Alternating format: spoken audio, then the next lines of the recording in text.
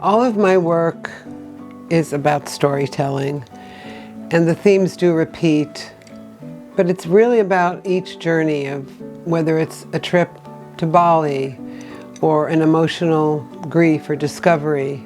Transformation was a seminal piece of mine, and it came out of a tragedy, of an accident actually. So there's that spiritual, emotional response to an event. The moth transforms, you know, a snake will shed its skin. I think the idea of that transformation and change is what you see in that piece. Jean's piece, Transformations. I love that piece. It's really interesting. It's crocheted, but it's got motifs of butterflies on the back. And butterflies are a symbol of transformation to the Surrealists. In 1970, I created African Mask, which is all crocheted.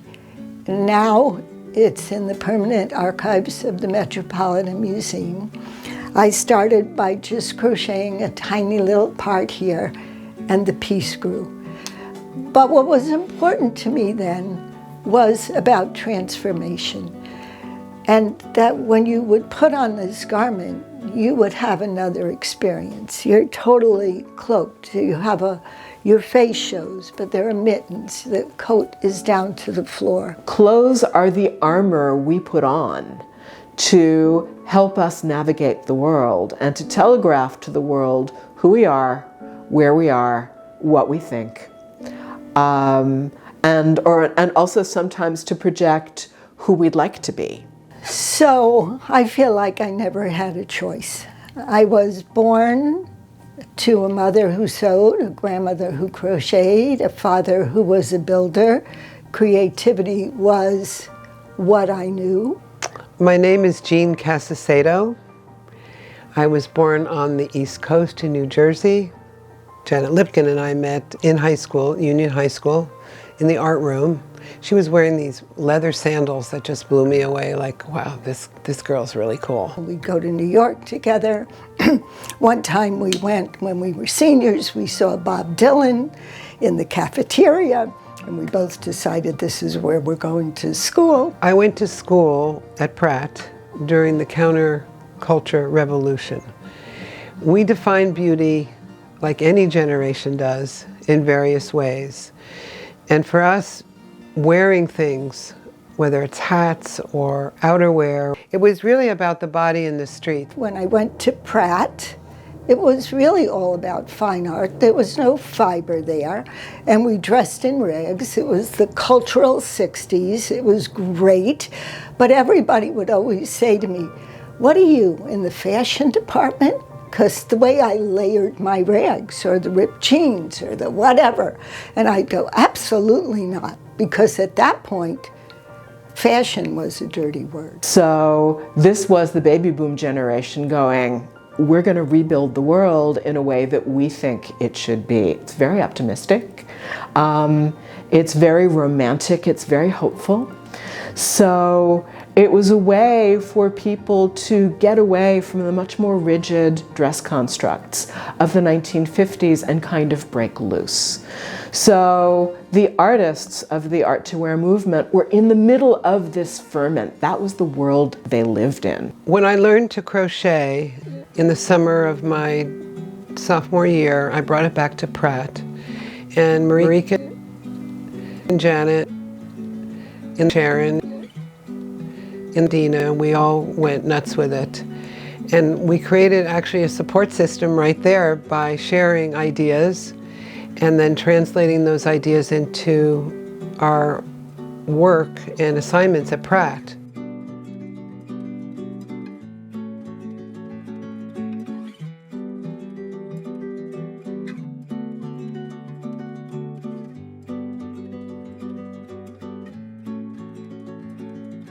I think the professors were very astute. They understood something is happening here, and we're not going to throw it out the door, we're going to critique it. I mean, I was in painting and sculpture, Jean was in sculpture, Marika was in industrial design. She made a metal chair with a crochet blanket. They asked me to do a self-portrait for drawing class in black and white. You had limitations, you know, and I did the whole thing following their limitations, crocheted, all about women giving birth, umbilical cords, etc., etc., etc. They didn't really know what to do with us. One of the main characteristics of crochet, which intrigued me as well as my colleagues, is that it's exactly like drawing because you work with one point in space. You have a crochet hook and a point, and points make lines, lines make shapes, and shapes make forms. You can go up, down, around. It's phenomenal. So it was really a creative way of expressing a drawing, a sculpture, a painting, as a matter of fact. From that moment on, we never even thought, oh, crochet, it's been around centuries. We can look and look. We just invented. We invented stitches that existed. We invented stitches that didn't exist. We shared with each other.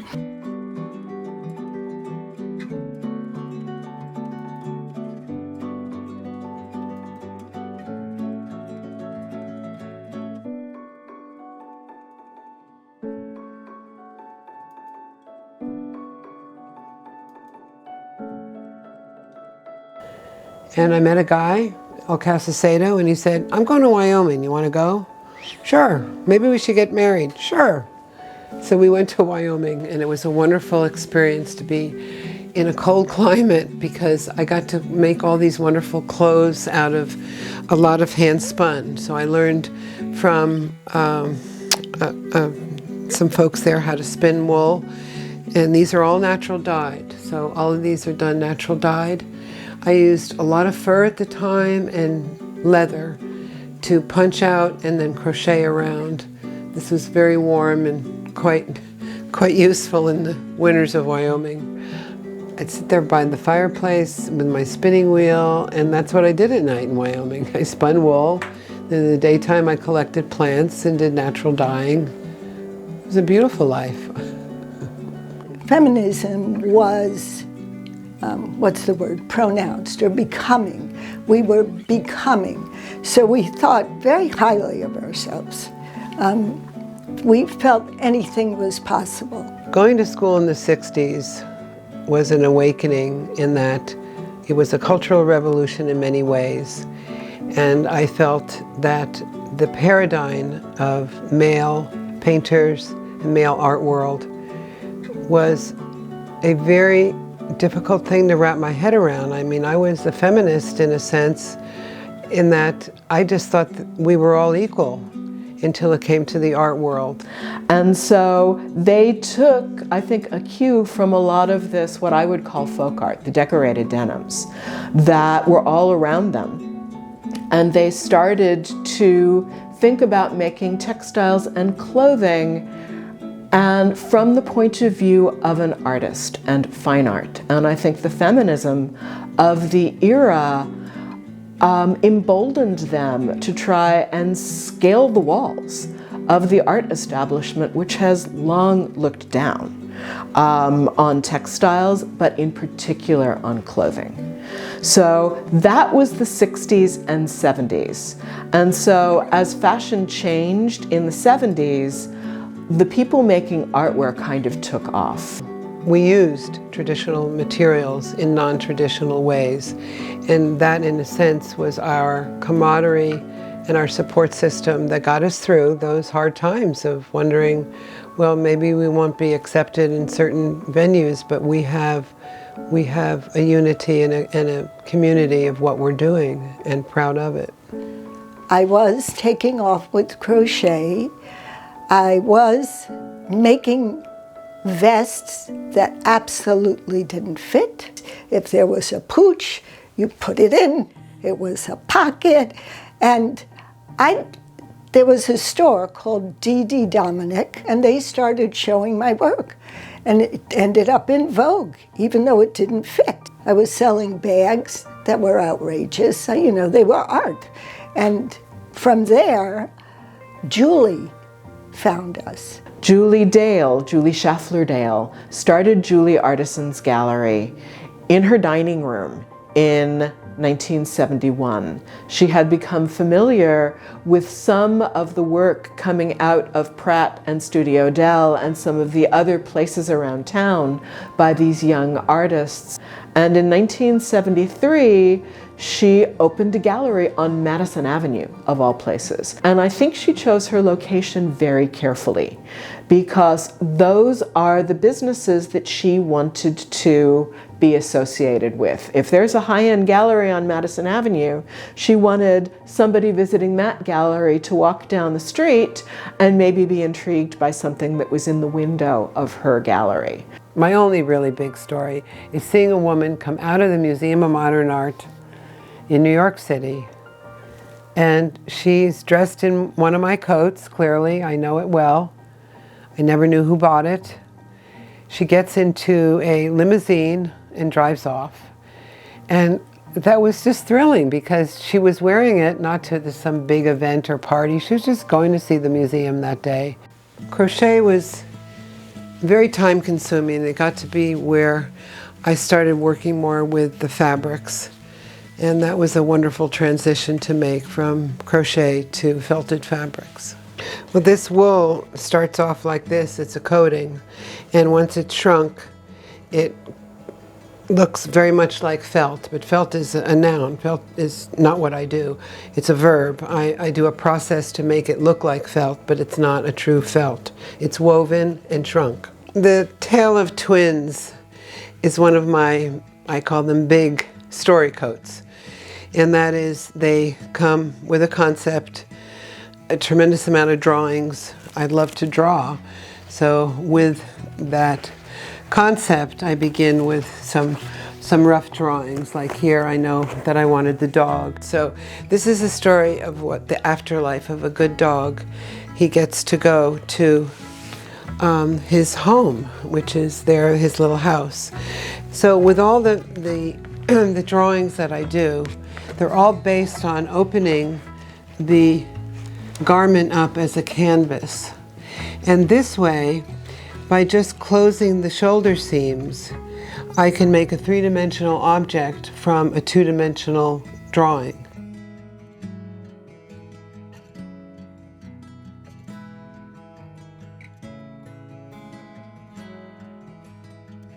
The technique, because I'm so process-oriented, I decided to make a muslin first, then to make a paper pattern, which is on the wall. And from that paper pattern, I made a simple screen that I could sew on.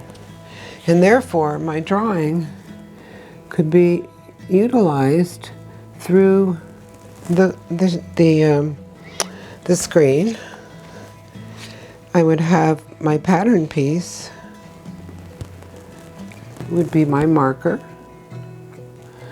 I then could cut out this beautiful shape, followed by this design, and then in consecutive areas of the collage, the pieces would fit underneath. People might get the story that I'm saying or not, but when you see clothing, whether it's worn or on the wall, you can project a very personal experience because of the nature that it is surrounding the body in some way. And I like that immediate connection, like, oh, that could be me, or gee, it's on the wall, but I could wear that too. And I like that intimacy that people experience with artware. And here, I'll show you in my studio, there's a piece that it's just 2 colors. So you're just using 2 hands at a time. So when you ask, what does it feel like to work on the piece, you know, I'm already immediately at peace.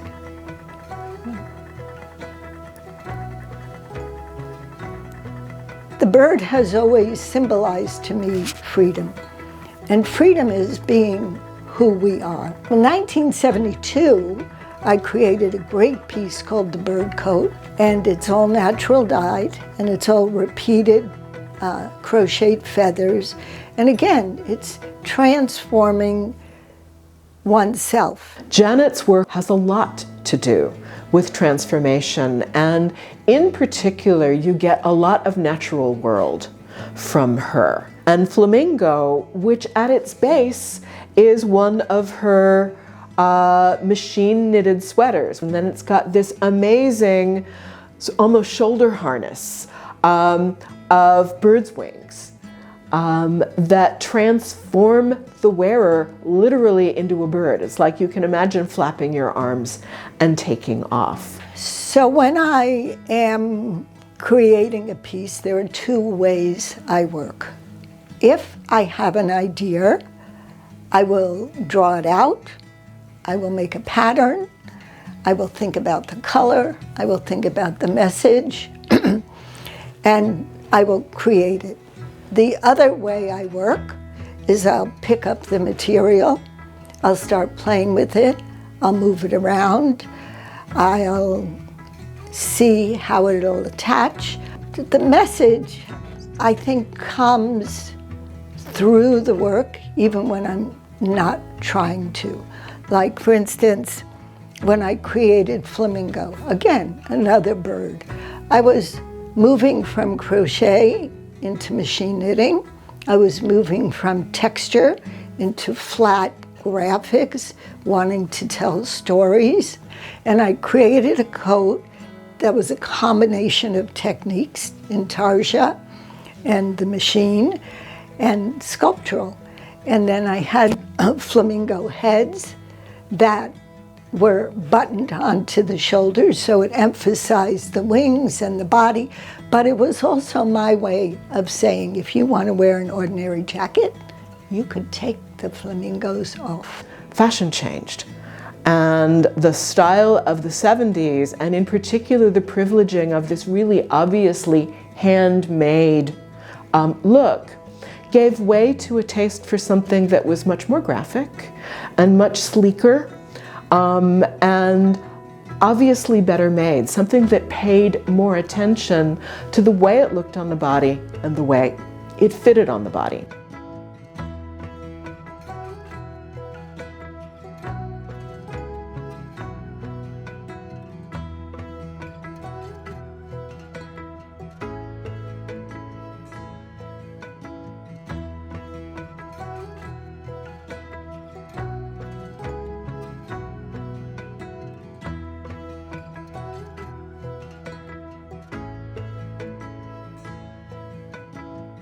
So you would walk into a Biko and Sandra would kind of style you. So she would pick out, you know, let's say a jacket by Jean and some jewelry by somebody else. So she would put you together, and she would do this with garments from different artists. And she helped push a lot of artists into production work. I know she pushed Jean in that direction. I chose a different type of fabrication when I realized that I could make more than one garment. I was selling my, I call it semi-production in San Francisco at Obiko's.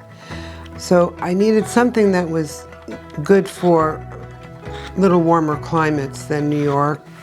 The slashing of the wool really created a wonderful substrate, because once it shrunk, it had a certain versatility and wearability to it. So there really are like scars, and they're opening the idea of mark making in a different way than I did. And whether the cloth is cut this way or in little dots, it just changes how the cloth feels and how it responds on the body. After 10 years of crochet, Marika actually introduced me to the knitting machine, and it was a whole different thing. This piece is called Cow Coat, and down below you see a cow's head with a special pencil. On these special graph cards, I would do my images. In the center, you see ropes, and on top, you see cowboys. And I would have different drawings based on kind of the style, where I'm going to go, what I'm going to change, what I'm going to interrupt.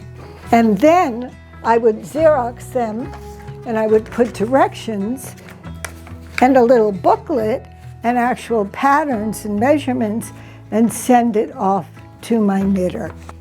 So for everything I've made my whole life, I have buckets of swatches. I'm checking the design, I'm checking the texture, what the image looks like, what my color palette is. And once that's done, I say, okay, and she knits the coat. Then I sew it all together. It was part photographic technique, taking from the drawing. And I did transforming woman and revealing a woman's search. And therefore, she, again, the woman is turning into a bird, searching for freedom, searching to be who she is. It's these two pieces, so you've got this long sweater, and then you've got a little sort of bolero jacket that goes on top of it that partly conceals the imagery. It is in many ways a very fashion-forward garment. I can easily see any woman walking into Obiko, buying that garment and walking down the street very happily in it. So with that technique, I got it more excited and more interested in my graphics, because I've always loved to draw. Well, it's as if she's recovered her pencil. She's discovered technology, or tools if you like, that will allow her to draw on a garment. And she's done that. Well, design is really an interesting thing. You go through a door and you can be inspired by nature, be inspired by your materials, or you can come from a very intellectual point. And I think that I've approached each piece in all those ways, in some way in each piece. It's like when I was young and I look back, I don't really think I'm brave. I do now when I look back. I think I'm brazen. It's like nothing stops me if I have a thought. And then it becomes something that didn't exist.